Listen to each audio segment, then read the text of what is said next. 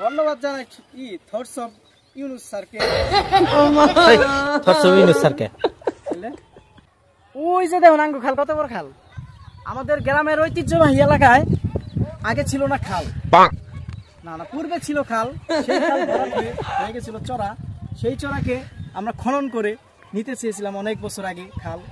খালের জন্য করলাম চেয়ারম্যান, বানাইলাম মেম্বার, তবুও না হয় খাল হইল না শেখ হাসিনা থাকতে সময়। এখন ডক্টর ইউনূস আইসাই আমার গ্রামে দিছে খাল। এবার আমরা খালের মধ্যে ছোট্টবেলার স্মৃতি ধরে উঠবো চিরকাল।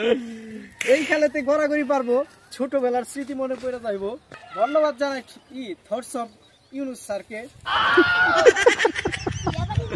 আমাদের এই খাল উপহার দেওয়ার জন্য, খাল করে দেওয়ার জন্য ধন্যবাদ জানাই থটস অফ ইউনূস স্যারকে।